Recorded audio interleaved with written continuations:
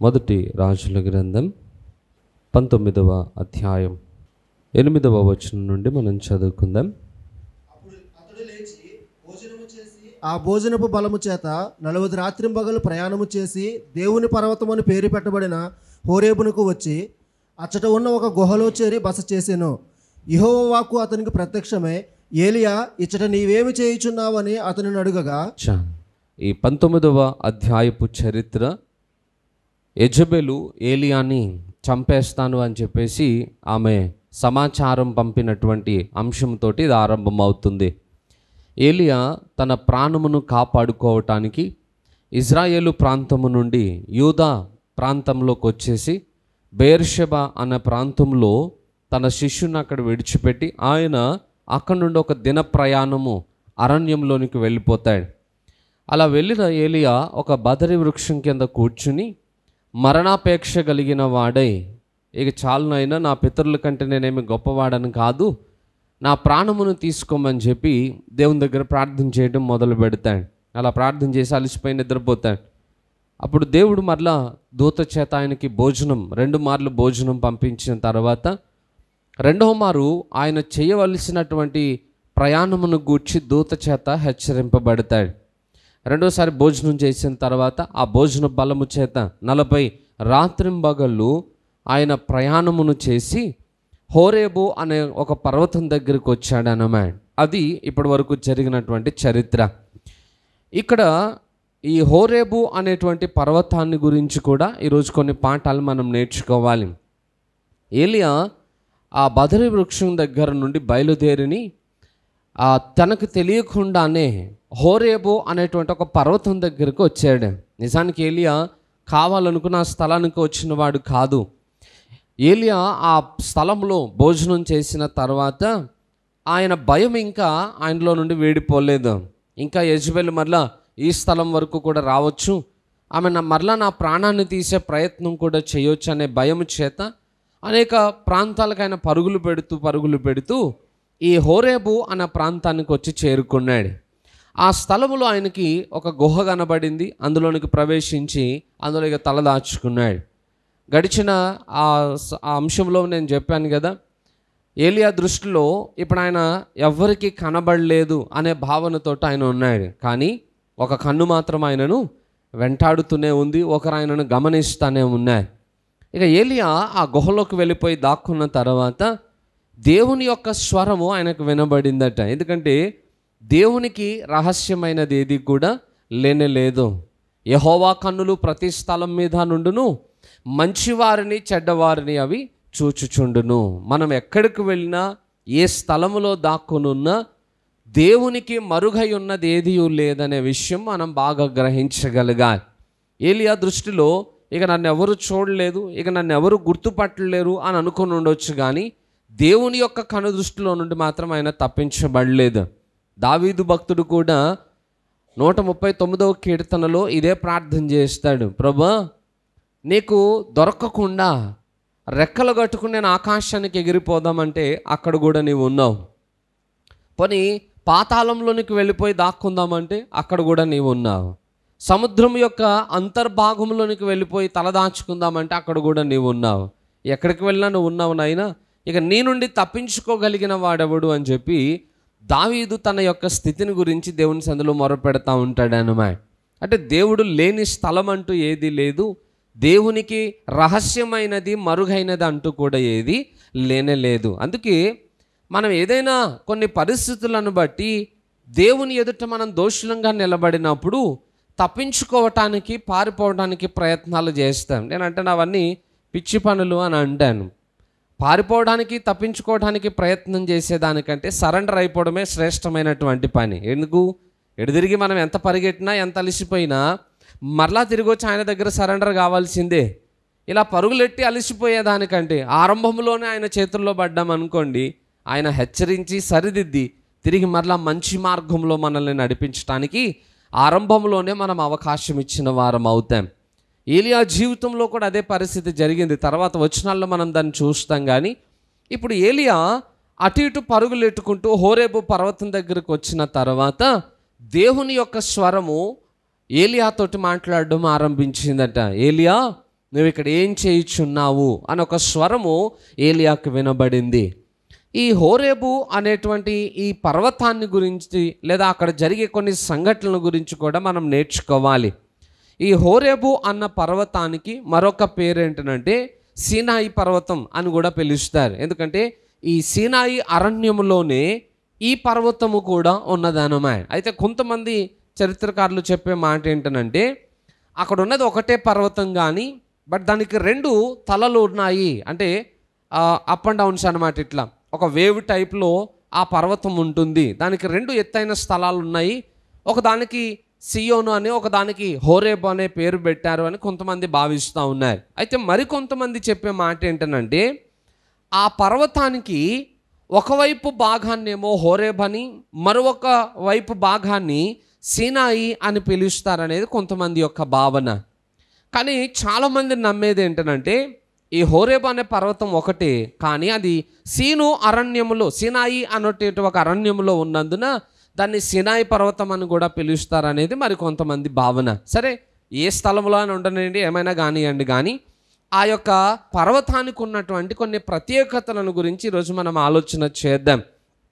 ఏంటి ఆ ప్రత్యేకతలు అని అంటే ఈ హోరేబు అనేటువంటి పర్వతము నిర్గమాకాండములో కూడా మనకి పరిచయం అవుతుంది. దీనికి దేవుని పర్వతము అని ఒక పేరు కూడా పెట్టబడిందట.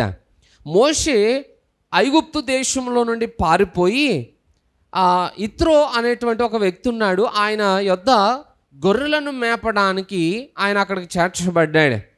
అక్కడికి వెళ్ళిన తర్వాత మోషే ఆ ఇత్రో యొక్క గొర్రెల మందలను మేపుతూ ఉన్నప్పుడు ఈ హోరేబు పర్వతం మీద ఒక మండుచున్నటువంటి ఒక పొద కనబడిందట.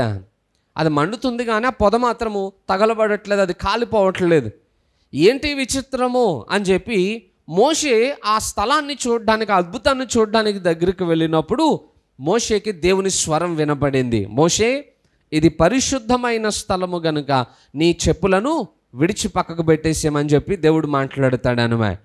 అలా మోషే వాటిని పక్కన పెట్టి దేవుని స్వరం వినడం మొదలుపెట్టినప్పుడు ఇక దేవుడు ఐగుప్తు ప్రాంతంలో నుండి ఇజ్రాయేలీయులను విడిపించటానికి దేవుడు మోషేను సిద్ధపరిచేటువంటి ఒక పని అక్కడ ఆరంభమైంది.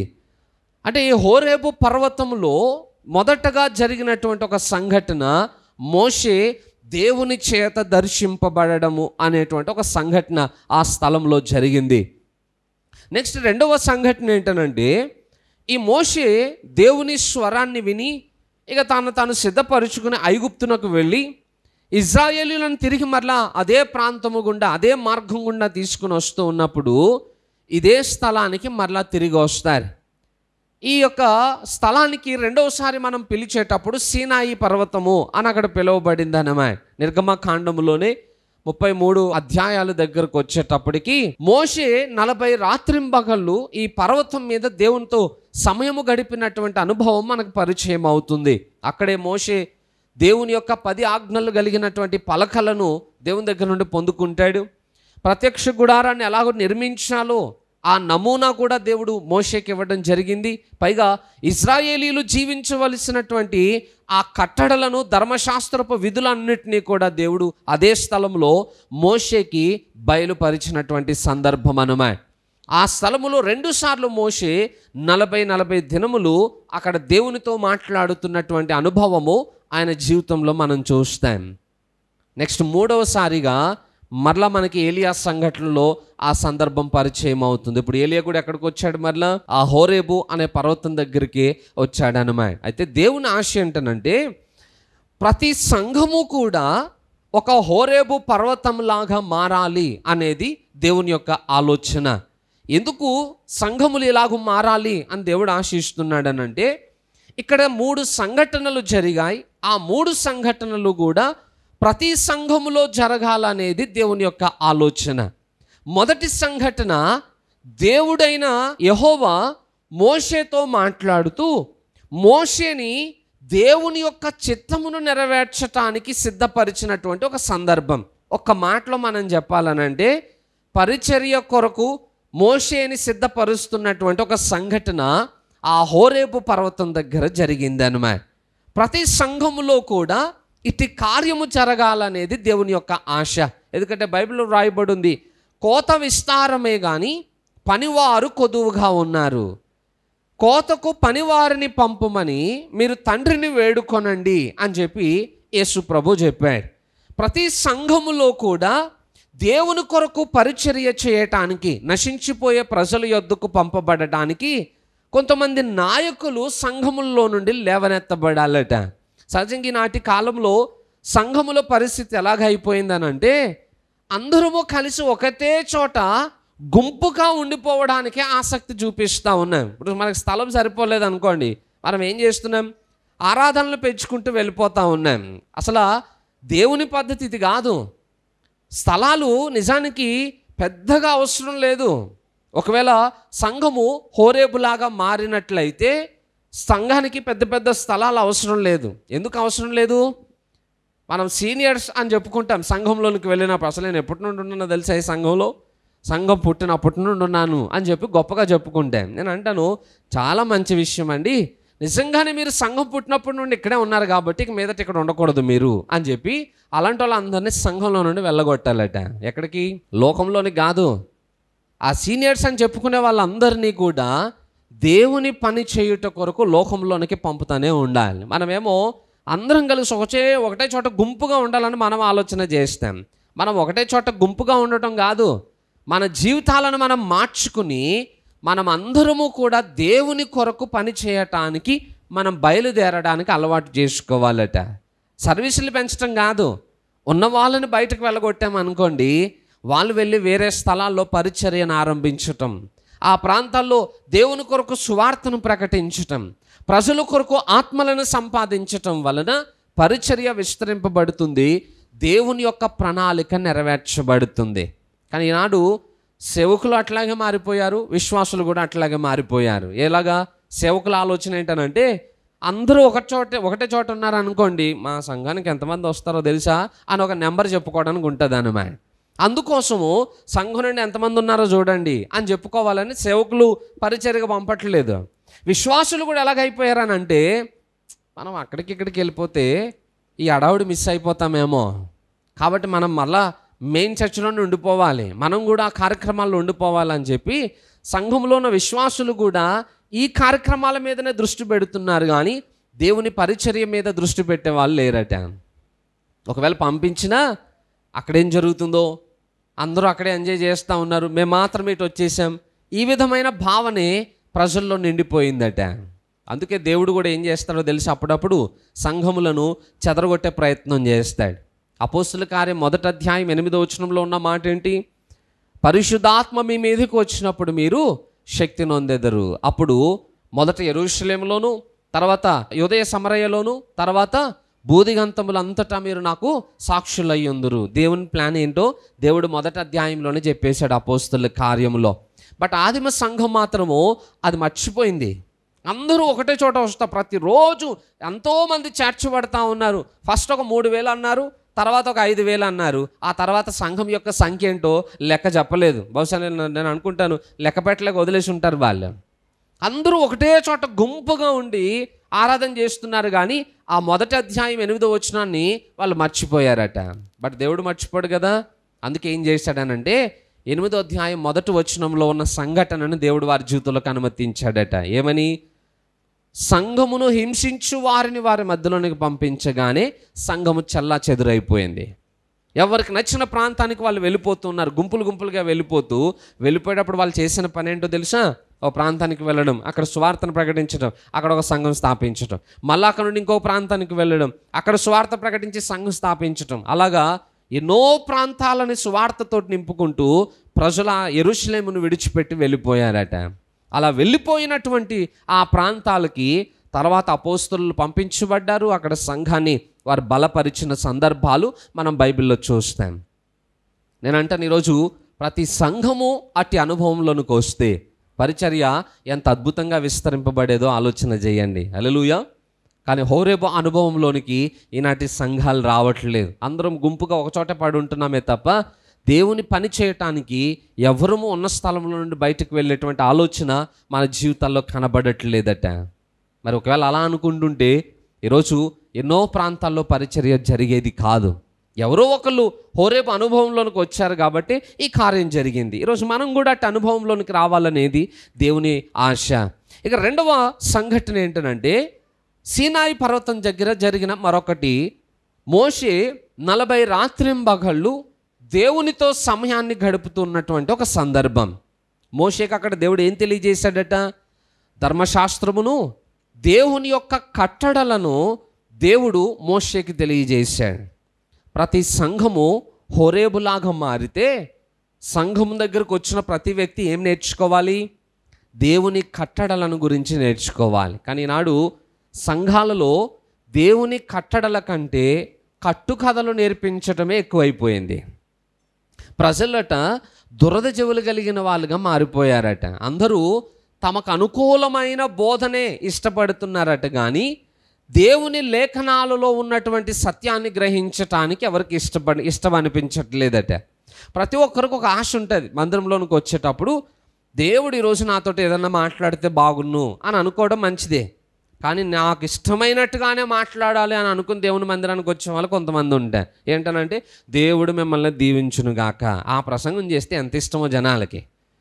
అలాంటి ప్రసంగాలంటే ఎంత ఆసక్తో వాటి మీద ఎక్కువగా ఇంట్రెస్ట్ చూపిస్తారట. కానీ తప్పులను సరిదిద్దుకో, జీవితాన్ని మార్చుకో, నీ అలవాట్లను విడిచిపెట్టు, దేవుని కోసం బ్రతుకు, ఇలాంటి మాటలు చెప్తుంటే సంఘాలకు నచ్చట్లేదట ఈరోజు. ఎందుకంటే దురద చెవులు కలిగిన వాళ్ళు, తమకు అనుకూలమైన బోధనే ఇష్టపడేటువంటి గుంపులు ఉంటారన్నమాట. అలాంటి వాళ్ళకి కట్టుకథలు అలవాటు. అందుకే ఈరోజు సంఘాలు కూడా ఎలాగ మారిపోయాయనంటే ప్రతి దాంట్లో ఒక మోసం అన్నమాట. ప్రవచనాల్లో మోసం, దర్శనాల్లో మోసం, వాక్యాల్లో మోసం, స్వస్థతల్లో మోసం, అన్నింట్లో మోసములు ఆరంభమైపోయాయి. దేవుని కట్టడలు మానేసి కట్టుకథలు అల్లి ఏదో ఒక స్టోరీలు చెప్పి సంఘాలని భ్రమపరిచేటువంటి పరిస్థితులు ఈరోజు సమాజంలో చూస్తూ ఉన్నాయి. నేనంటాను, కట్టుకథల వలన జీవితాలు మార్చబడవు. దేవుని కట్టడలు నేర్పించబడితేనే సంఘములో ప్రజల జీవితాలు పరిపూర్ణతలోనికి నడిపించబడతాయి. ప్రతి సంఘము హోరేబులాగా మారిందనుకోండి, అక్కడ దేవుని కట్టడలు బోధించబడతాయి. ఎప్పుడైతే దేవుని కట్టడలు బోధింపబడతాయో అక్కడ ప్రజలు దేవుని యొక్క వెలుగును చూడగలుగుతారు. ఆ వాక్యపు వెలుగులో వారి జీవితాలను దిద్దుకోగలుగుతారు. ఇక్కడికి మనం వచ్చేది దేనికి? మన జీవితాలను దిద్దుకోవడానికే, మన లోపములను మార్చుకోవడానికి, మనం పరిపూర్ణతలోనికి ఎదగడానికి. కానీ బాధాకరమైన విషయం ఏంటంటే ఏ లోపంతో వస్తున్నామో తిరిగి మళ్ళీ అదే లోపంతో బయటకు వెళ్ళిపోతూ ఉన్నాం. మరి వచ్చి తిరిగి వెళ్ళిపోవడం వలన మనకు కలిగిన లాభం ఏంటంటే అంటే ఏం లేదు, ఒక ఆచారబద్ధమైన ఆరాధన జరుగుతుందంతే. దేవునికి అది నచ్చట్లేదు. వచ్చినవాడు మార్పు నొంది తిరిగి వెళ్ళాలి. ప్రతి వారి జీవితాలు బాగుపడాలి, ప్రజలు సత్యంలోనికి నడిపించబడాలి. త్రొట్టిల్లిపోవడం సహజమే, కానీ దేవుని మందిరంలో ఆ దిద్దుబాటు అనేది జరగకపోతే సంఘాలు పాడైపోయిన స్థితికి వెళ్ళిపోతాయట. ఆ సంఘములు హోరేబును తలపించేవిగా ఉండవన్నమాట. అందుకే ప్రతి సంఘములో దేవుని కట్టడలు బోధించబడాలి, సత్యవాక్యము ప్రకటించబడాలి. సంఘము ఆ సత్యవాక్యమును బట్టి జీవితాలని మార్చుకుని దేవుని పోలికలోనికి తీసుకుని రాబడాలనేది దేవుని ఆశ. నేనంటాను, ఈరోజు ఎన్ని సంఘాలు హోరేబు ప్రాంతాన్ని తలపించేవిగా కనబడుతున్నాయో ఆలోచన చేయండి. ఎందుకంటే ఒకప్పుడు ఏ సంఘములో ఏమి బోధించబడుతుందో ఎవరికి తెలిసేది కాదు. కానీ ఇప్పుడు యూట్యూబ్, ఫేస్బుక్లో వచ్చేసిన తర్వాత అందరూ వాళ్ళు చేసే ప్రసంగాల్ని లైవ్లో పెడతానే ఉన్నారు. అలా పెట్టే క్రమంలో వినేవాళ్ళు కూడా చాలామంది వింటానే ఉన్నారు. వినేటప్పుడైనా అర్థమవుతుందిగా మనకి ఏ సంఘంలో ఏం చెప్తున్నారు, ఎంతవరకు దేవుని కట్టడాలను బోధిస్తున్నారు, ఎంతవరకు కట్టుకథలను అల్లి ప్రజలను భ్రమపరుస్తున్నారు, ఈజీగా అర్థమవుతుంది కదా. అవి వినేటప్పుడే మనం గ్రహించాలి సమాజము ఈరోజు ఎలాంటి పరిస్థితికి దిగజారిపోతుందో అనేది. కానీ దేవుని ఆశ ఏంటనంటే ప్రతి సంఘములో దేవుని స్వచ్ఛమైన వాక్యం ప్రకటింపబడాలి, ప్రజలు సత్యమును అనుసరించి జీవించాలనేది దేవుని ఆలోచన అన్నమాట. నెక్స్ట్ మూడవ విషయం ఏంటనంటే ఏలియా జీవితంలో జరిగినటువంటి సంఘటన. ఏలియా ఈ స్థలంలోనికి రాగానే దేవుడు ఏలియాతో మాట్లాడడం మొదలుపెట్టాడట. ఏలియా చాలా పొరపాటు ఆలోచనతో ఉన్నాడు. పిరికితనము, ఆ యొక్క అనవసరమైనటువంటి ఆలోచన విధానము, ఇవన్నింటితోటి ఏలియా ఉన్నప్పుడు ఆ హోరేబు పర్వతం దగ్గరే దేవుడు ఏలియాని సరిదిద్దాడు. తిరిగి మరలా ఆయనని తాను చేయాల్సినటువంటి పని కొరకు పురుకొల్పి అక్కడ నుండి పంపించాడు. ప్రతి సంఘము కూడా కృంగిపోయిన వారిని బలపరిచేదిగా ఉండాలట. కొన్ని సంఘాలు ఎలా అయిపోయిందనంటే, సహజంగా సమాజంలో కొంతమంది బిజినెస్ చేసే వాళ్ళు ఉంటారు. మనిషి యొక్క తత్వాన్ని బట్టి వారి యొక్క వ్యాపార విధానం మారిపోతుంది అన్నమాట. మనిషి కొంచెం తెలివైన వాడుగా ఉన్నాడు అనుకోండి, వీళ్ళ వ్యాపారపు మెలకువలు వేరే విధంగా ఉంటాయి. మనిషి కొంచెం తింగరతనంగా ఉన్నాడు అనుకోండి, అప్పుడు వ్యాపార విధానం వేరేగా ఉంటుంది అన్నమాట. సమాజంలో మనిషి యొక్క నాడిని చూసి దాన్ని బిజినెస్గా మార్చుకునే వాళ్ళు చాలామంది ఉంటారు. ఇప్పుడు సంఘాల్లో కూడా బిజినెస్ వచ్చేసిందట. ఎలా అనంటే, ఎవరైనా ఒకరు ఏదైనా ఒక సమస్యతోటి సంఘానికి వచ్చారనుకోండి, ఇక ఆ సంఘంలో కొంతమంది నాయకులు అయిన వారు చేసే పొరపాటు పనులు ఏంటంటే, వారి బలహీనతలను వీరు అవకాశాలుగా వాడుకుని ఆ ప్రజలను తప్పుత్రోవలోనికి నడిపించే ప్రయత్నాలు చేస్తూ ఉన్నారట. పాస్టర్ గారు ఎందుకు ఈ మధ్యన మా ఇంట్లో పరిస్థితులు ఏం బాగోట్లేదండి అని అనగానే పాస్టర్ గారికి దర్శనం మొదలెడతాడు అనమాట. ఇక మూడో కన్ను తెరుస్తాడు ఆయన. ఇక మూడో కన్ను తెరిచి వెంటనే, అమ్మ మీ ఇంటికి తూర్పు సైడు ఎప్పుడో ఎవరో ఏదో మంత్రించి మూటగట్టి అక్కడ పాతి పెట్టారమ్మా, నేను వచ్చి ప్రార్థన చేసి అది తీసేస్తాను, మీ ఇంటికి అంత మంచి జరుగుతుంది. పాస్టర్ గారు ఇక వచ్చి తీసేస్తానంటే బాధ ఉంది, ఇంకా ఊరికనే తీస్తారా పాస్టర్ గారు? సంభావన వద్దు, ఆ సంభావన గట్టిగా ఉంటుంది అన్నమాట. ఇంకా కొంతమందిని ఎలాంటి భ్రమపరుస్తున్నారంటే సేవకులు, అమ్మా పాస్టర్ గారికి అక్కడికి వచ్చిన విశ్వాసం మెడలో బంగారం చేయను కనపడగానే ఇక్కడ దర్శనం మొదలవుతుంది. ఇక దేవుడు నీ బంగారాన్ని సేవ కోసం ఇచ్చేయమంటున్నాడమ్మా. మరి ఎప్పుడు వచ్చిందో దర్శనం? ఇంతకీ బంగారం వేసుకున్న వాళ్ళకి రాదా దర్శనం? అయ్యగారికే వస్తుంది. ఎందుకంటే అయ్యగారి అవసరాలు అలాంటివి అన్నమాట. ఇలాంటి పరిస్థితులు ఈరోజు సమాజంలో చాలా చూస్తున్నా. నా చెవులతో నేను విన్నా నా సాక్ష్యాలు. అంటే మనిషి యొక్క బలహీనతలను తమకి అవకాశాలుగా మార్చుకునేవారు చాలామంది ఉన్నారు. దయచేసి గుర్తుపెట్టుకోండి, సంఘము హోరేబు పర్వతాన్ని నిజంగా తలపించేదిగా ఉంటే ఆ స్థలంలో వ్యాపారపు పద్ధతులు జరగవు. ఏం జరుగుతాయట అక్కడ? కృంగినవాడు బలపరచబడతాడు, పడిపోయినవాడు లేవనెత్తబడతాడు, త్రొట్టిల్లిపోయినవాడు సరిదిద్దబడతాడు, పారిపోయిన వాళ్ళు తిరిగి మరలా దేవుని పని కొరకు సిద్ధపరచబడతారు. అలాంటి కార్యము ప్రతి సంఘములోనూ జరగాలట. ఈ మధ్యన రాళ్ళు వేసేవాళ్ళే తప్ప కన్నీరు తుడిచేవారు కరువైపోయారు క్రైస్తవ సమాజంలో. కానీ నేను అంటాను, సంఘం ఎప్పుడైతే ఈ హోరేబు ప్రాంతాన్ని తలపించేదిగా మారుతుందో సంఘములో ప్రజలకి కొదువుగా ఉండదు. ఎందుకు? ఈ రోజున ప్రజల దగ్గర అన్నీ ఉన్నాయట, బట్ వాళ్ళు కన్నీళ్ళు తుడిచేవారు కరువైపోయారు. డబ్బుకేం కొదువు లేదు, ఆస్తికేం కొదువు లేదు, సౌకర్యాలకేం కొదువు లేదు. అన్నీ ఉన్నాయి కానీ బాధ, హృదయంలో ఏదో వేదన, ఏదో దుఃఖం. ఆ దుఃఖమును గ్రహించి రెండు మాటలు ఆదరణగా చెప్పి వారు కన్నీటిని తుడిచేవారు కరువైపోయారు. అన్నీ ఉన్నాయి కానీ కన్నీటిని తుడిచేవాళ్ళు కరువైపోయారు. నేను అంటాను, సంఘములో అలాంటి అనుభవం ఒకవేళ వారికి దొరికితే ఏ వ్యక్తి అయినా సంఘాన్ని విడిచిపెట్టి బయటకు వెళ్ళగలుగుతారా? ఆదరించేవారు, దేవుని మాటలు చెప్పి వాళ్ళని ధైర్యపరిచేవాళ్ళు, వారి కోసం ప్రార్థన చేసేవారు సంఘంలో ఉండగలిగితే ఏ సంఘములో విశ్వాసులైనా త్రొట్టిల్లిపోయే అవకాశం ఉంటుందా? మనకు ఎవరైనా ఒక విషయం చెప్పగానే దాన్ని 10 మందికి ప్రకటించడం అలవాటు తప్ప ప్రార్థనా గదిలోనికి దాన్ని తీసుకుని వెళ్ళే అలవాట్లు ఉండవు. అందుకే సంఘం పాడైపోతుంది, ప్రజలు మరలా తిరిగి లోకంలో కలిసిపోతూ ఉన్నారు. నేను అంటాను, సంఘము ఈ హోరేబు పర్వతాన్ని తలపించేదిగా మారాలి. ఎవరైనా బాధతోటి ఇక్కడికి వచ్చినప్పుడు వాళ్ళు ఇక్కడ ఆదరింపబడాలి. ఎవరైనా కృంగిపోయి వచ్చినప్పుడు ఇక్కడ దేవుని వాక్యం చేత వారు ధైర్యపరచబడాలి. అట్టి అనుభవంలోనికి సంఘము రాగలిగితే ఆ సంఘమును బట్టి సమాజము ఖచ్చితంగా దీవించబడుతుంది అన్నమాట. ఇలాంటి 3 సంఘటనలు ఈ హోరేబు పర్వతం దగ్గర జరిగించబడ్డాయి. నేను అంటాను, ప్రతి సంఘము అట్టి లక్షణాలను కలిగి ఉంటే సంఘం ఎంత అద్భుతంగా దీవించబడేదో, ప్రజలు ఎంతగా మేలు పొందేవాళ్ళు, పరిచర్య ఎంతగా విస్తారంగా జరిగేదో ఆలోచన చేయండి. హల్లెలూయా. ఏలియా ఆ స్థలంలో ఇప్పుడు దేవునితో మాట్లాడవలసిన సమయం ఆరంభమైంది. దేవుడు అడుగుతున్నాడు, ఏలియా ఇక్కడ ఏం చేస్తున్నావు నువ్వు అని అడిగాడు. అడగగానే ఏలియా చెప్పిన సమాధానం చూడండి, 10వ వచనం. అతడు, ఇశ్రాయేలు వారు నీ నిబంధనను త్రోసివేసి నీ బలిపీఠములను పడగొట్టి నీ ప్రవక్తలను ఖడ్గము చేత హతము చేసిరి. సైన్యములకు అధిపతియగు దేవుడునగు యెహోవా కొరకు మహారోషము గలవాడనే నేను ఒక్కడిని మాత్రమే మిగిలి ఉండగా వారు నా ప్రాణమును కూడా తీసివేయుటకే చూచుచున్నారని మనవి చేశాను. చాలు. దేవుడు అడిగిన ప్రశ్న ఏంటి? ఏలియా ఇక్కడ నువ్వేం చేస్తున్నావు అని. ఏలియా చెప్పిన సమాధానం ఏంటి? ఇజ్రాయెల్ ప్రజలు ఏం చేస్తున్నారో చెప్తున్నాడు. అసలు అడిగిన ప్రశ్నకి ఏలియా చెప్పే సమాధానానికి ఏమైనా పొంతనుందా? దేవుడు ఇజ్రాయెల్ ప్రజల గురించి ఏం చేస్తున్నారు అన్న మాట అడగలేదు. ఏలియా ఇక్కడ ఏం చేస్తున్నాడో అన్న మాట అడిగాడు అంతే. అంటే దేవుని ఆశ ఏంటనంటే ఏలియా ఇక్కడ ఏం చేస్తున్నాడో దేవునికి తెలియక కాదు, ఏలియాకు అది అర్థం కావాలనేది దేవుని యొక్క ఆలోచన. అందుకే ఏలియా నువ్వు ఇక్కడ ఏం చేస్తున్నావు? ఆదామును కూడా అడిగాడు దేవుడు, ఆదామా నువ్వు ఎక్కడున్నావు అని అడిగాడు. ఎందుకు అడగాల్సి వచ్చింది ఆ మాట? ఆదాము ఎక్కడున్నాడో దేవునికి తెలియదు అంటారా? దేవునికి తెలుసు, కానీ ఆదాముకు తెలియట్లేదు. ఎందుకంటే ప్రతిరోజు సాయంకాలమున దేవుడు ఏదైనా తోటలోనికి వచ్చేటప్పటికి ఆదాము హవ్వ ఇద్దరు కూడా దేవునితో సమయం గడపడానికి ఎదురు చూస్తూ ఉండేవాళ్ళట.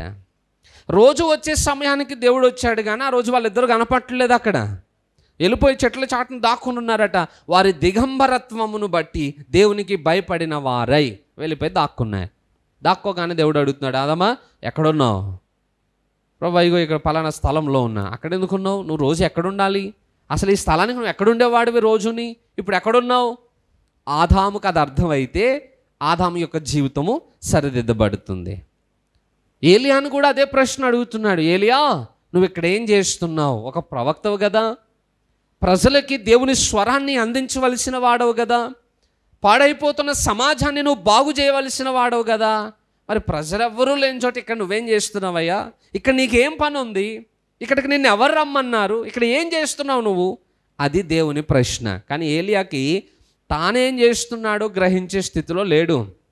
ఎందుకంటే ఆయన దృష్టిలో ఆయన గొప్పవాడను అనే భావనతో ఉన్నాడు. ఇప్పుడు ఏలియా బాధ అంతా ఇజ్రాయేలు ప్రజల మీదనే ఉంది. ప్రభు ఇంత గొప్ప అద్భుత కార్యం చేసి వచ్చినా కూడా ఒక్కడు కూడా మారలేదు. ఇజ్రాయెల్ ప్రజలు మారినట్టే చేశారు, యెహోవాయే దేవుడని బాగానే గొప్పగా చెప్పారు, కానీ ఒక్క రోజుకు మించి వారి భక్తి కాపాడుకోలేకపోయారట. మళ్ళా దొట్టిల్లిపోయారు అందరూ, మళ్ళా పడిపోయారు అందరూ, విశ్వాసంలో నుండి దూరం అయిపోయారు.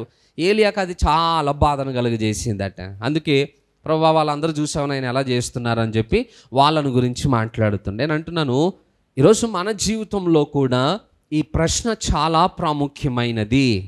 ఎవరి గురించి ఆలోచన కాదు, ఫస్ట్ మనం ఏం చేస్తున్నామో, మనం ఏమి చేయవలసిన వారమో అది మనం బాగా గుర్తుపెట్టుకోవలసినటువంటి అవసరత మన జీవితంలో ఉంది. నేను అంటాను, నిజంగా దేవునితో మనకు ఒక మంచి సంబంధాన్ని మనం కలిగి ఉండగలిగితే ప్రతిరోజు దేవుడు ఈ ప్రశ్న మనకి వేయాల్సి వస్తుంది అన్నమాట. ఎందుకు?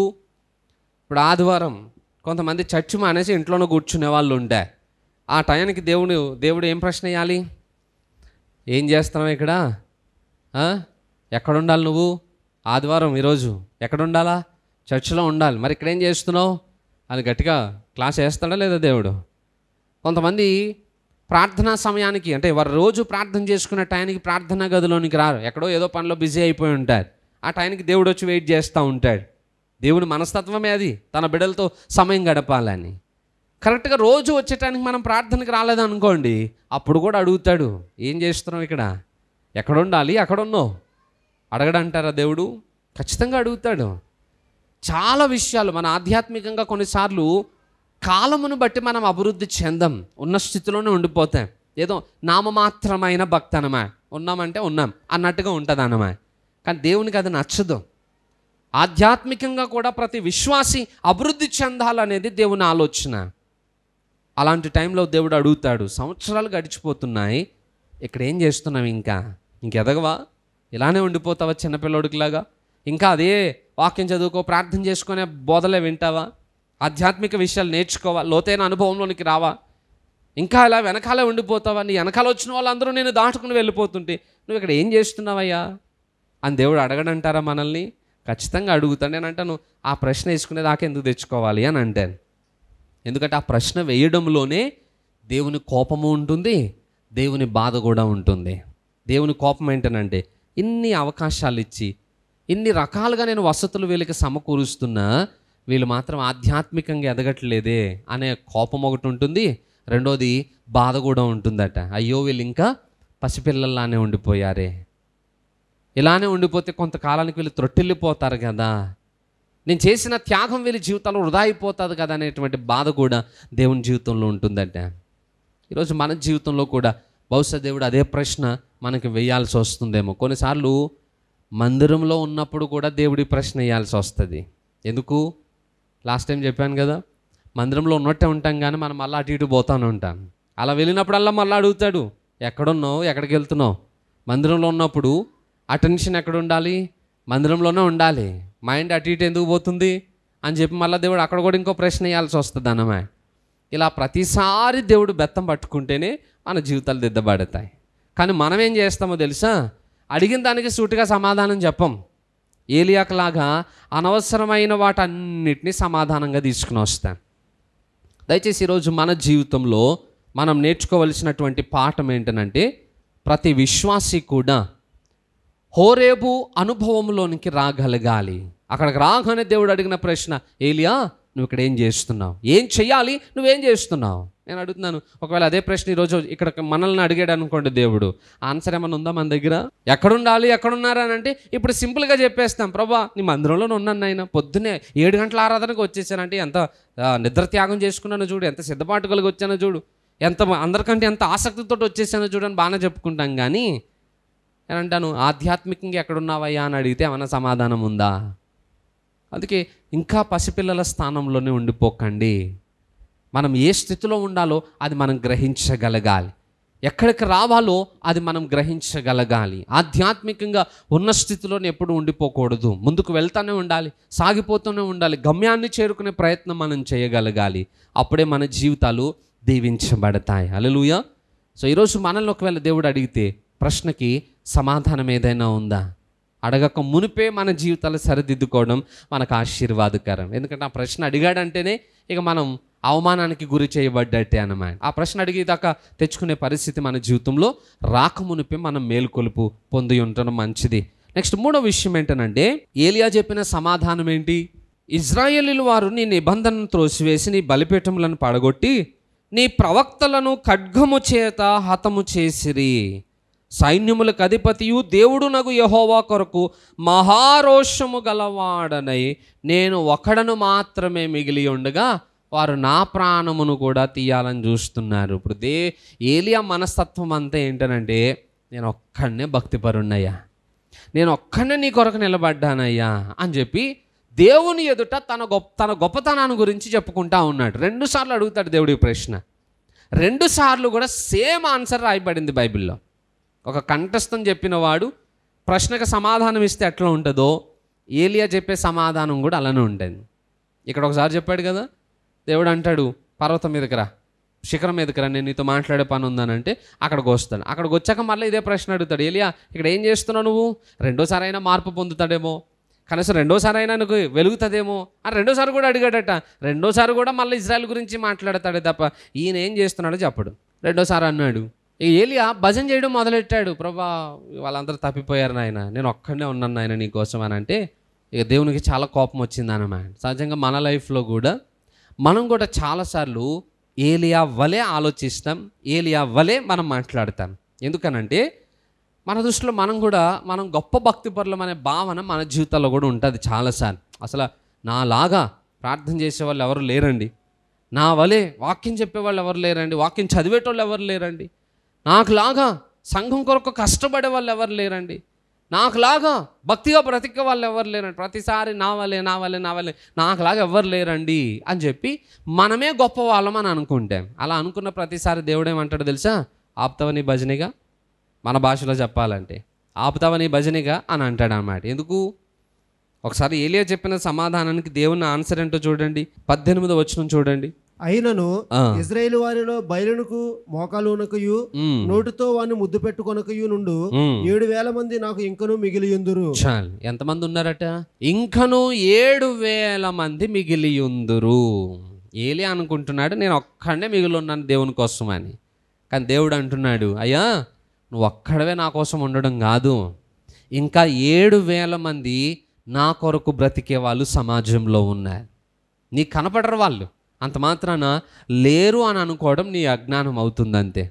నీలాంటి వాళ్ళు ఇంకా 7,000 మంది నా కొరకు సమాజంలో ఉన్నారు, నా సత్యమును అనుసరించి బ్రతికే వాళ్ళు ఉన్నారు అనేది దేవుని యొక్క సమాధానం అన్నమాట. ఈరోజు మన లైఫ్లో కూడా మనమే గొప్ప అనుకుంటాం, మనమే నీతిమంతులం అనుకుంటాం, మనమే పరిశుద్ధతను కలిగి ఉన్నాం అనుకుంటున్నాం, మనమే దేవుని కొరకు ఎక్కువగా కష్టపడుతున్నాం అనుకుంటున్నాం. కానీ గుర్తుపెట్టుకోండి, మనకి కంటికి కనబడకుండా దేవుని కొరకు రోషము కలిగి బ్రతికేవారు సమాజంలో చాలామంది ఉన్నారు. అలా ఉన్నారు కాబట్టి దేశం ఇంకా కొద్ది వరకైనా దేవుని కృపచేత నడిపించబడుతుంది. ఒకవేళ అలాంటి వాళ్ళు ఎవరు లేరనుకోండి, దేశము ఒక సొదొమ గొమొరనో లేకపోతే ఒక నినేవే పట్టణం లాగానో మారిపోవలసి వచ్చేది దేవుని ఉగ్రత చేత.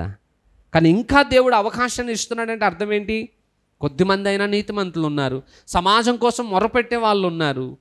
వారి ప్రార్థనను ఆలకించి దేవుడు ఆ నీతిమంతుల కొరకు ఇంకా ఈ దేశాన్ని నాశనం చేయకుండా ఓపిక పడుతున్నాడు అని మనం గ్రహించాలి. ఎందుకంటే పాపం విస్తరించిపోతూ ఉంది, ఎక్కడ చూసినా అన్యాయమే కనపడతా ఉంది.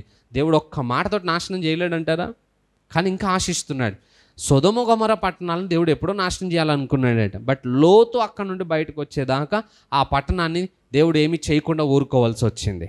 అంటే ఒక నీతిమంతుని బట్టి ఆ పట్టణం అంతా ఇంకా కొంతకాలం టైం ఎక్స్టెన్షన్ చేయబడింది అన్నమాట. ఈరోజు సమాజంలో కూడా చాలామంది దేవుని కొరకు ప్రయాసపడే వాళ్ళు ఉన్నారు కాబట్టే ఇంకా దేశం ఇలా క్షేమంగా ఉంది. లేకపోతే దేశము ఎప్పుడో నాశనం అయిపోయింది. కానీ మనము చాలాసార్లు అలాంటి వారు ఎవరున్నారో మనకు అర్థం కాక మన దృష్టికి మనమే గొప్ప వాళ్ళం అనిపిస్తాం. కాకపోతే ఏంటంటే దేవుని కొరకు బ్రతికే వాళ్ళు చాలామంది ఉన్నారు. కాకపోతే వాళ్ళు మనకులాగా హడావుడి చేయరు అంతే. వాళ్ళు రహస్యంగా నిశ్శబ్దంగా దేవుని కొరకు సత్యాన్ని అనుసరించి బ్రతుకుతూ ఉన్నారు. కొన్నిసార్లు మనకున్న గర్వము మనకు ఒక గురుడితనాన్ని కలుగజేసేస్తుంది. ఆ గురుడితనం మనల్ని మన లోపములను గ్రహించకుండా అజ్ఞానంలోనికి నడిపించేస్తుంది అన్నమాట. సో దయచేసి ఈరోజు నేను ఒక్కడనే అనేటువంటి ఆలోచనలో నుండి బయటకు వద్దాను. మనకులాగా చాలామంది ఉన్నారు నీతిమంతులు, దేవుని కొరకు బ్రతికే వాళ్ళు ఉన్నారు, మనకంటే ఎక్కువగా దేవుని కొరకు కష్టపడే వాళ్ళు ఉన్నారు. అలాంటి వారు ఉన్నారు కాబట్టి ఇంకా సమాజం ఈ మాత్రమైనా క్షేమంగా ఉందని గ్రహించాలి. మనం ఉన్నాం, సంతోషం. ఇప్పుడు ఇంకొక మాట చెప్తాను వినండి. నేను ఒక్కడనే అన్నప్పుడు ఏం చేయాలా? ఒక్కడు అని అన్నప్పుడు బాధ్యత ఎక్కువ ఉందని గ్రహించాలి. ఇప్పుడు నేను ఒక్కడిని అని అన్నప్పుడు పారిపోయేందుకు వచ్చినావు? మరి నువ్వు ఒక్కడే అన్నప్పుడు ఆడనే ఉంటే అయిపోతుంది కదా, కొంచెం ఇంకా కష్టపడితే అయిపోవాలి కదా. ఎవరు లేరు ప్రభా, అందరూ తప్పిపోయారు, అందరినీ చంపేస్తున్నారు వాళ్ళు, నేను ఒక్కడిని మరి నువ్వు ఒక్కడే ఉన్నప్పుడు నువ్వు నీ పని అక్కడ ఉంది కదా. ఇప్పుడు నాలాంటోడు ఇంకొకడు ఉన్నాడయ్యా, ఆయన చేస్తున్నాడు కాబట్టి నేను ఇటు వచ్చేసానంటే సరే పర్లేదు. మరి ఉన్నో ఒక్కడు నువ్వు ఇలా పారిపోయి వచ్చేస్తే అక్కడ పని ఎవరు చేస్తారు? ప్రజలకు హెచ్చరికలు ఎవరు ఇస్తారు? గుర్తుపెట్టుకోండి, ఒక్కనే అని అన్నప్పుడు అది పిరికితనానికి దారి తీయకూడదు. రెట్టింపు బాధ్యతను భుజముల మీద ఎత్తుకోవడానికి అది మనల్ని ప్రోత్సహించాలి. నేను ఒక్కడినే అన్నానంటే ఓహో సరే ఒక్కడివే ఉన్నావా, సరే నీ పక్కన వాళ్ళ భారం కూడా నువ్వే ఎత్తుకో, వాళ్ళ బాధ్యతను కూడా నువ్వే తీసుకో, వారి యొక్క కష్టాన్ని కూడా నువ్వే భరించు. అలా ఆ మాట అన్నారనుకోండి, అప్పుడు అనం నేను ఒక్కడినే అని చెప్పి. ఎందుకంటే ఇంకొకళ్ళ భారం ఎత్తుకోవాలంటే మనకి ఎంత బాధనో.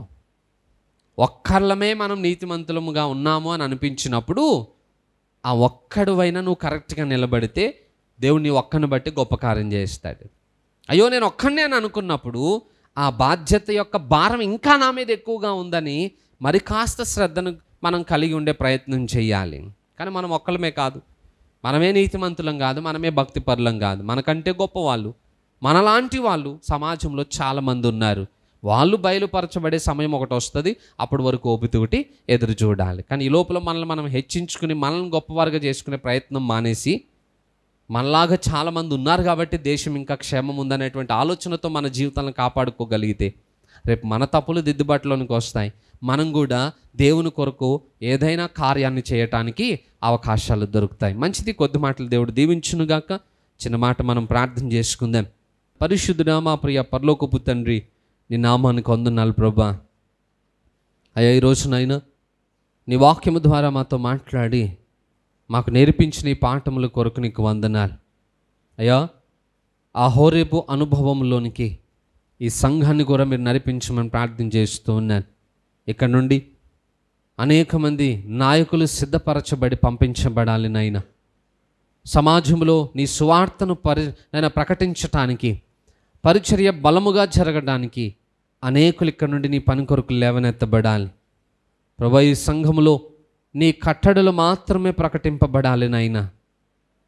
అంతేకాదు నాయనా, ఈ స్థలములోనికి వచ్చిన వారు ఆదరింపబడాలి, ధైర్యపరచబడాలి, పురుకొల్పబడాలి, ఓదార్పు నొందాలి నాయనా.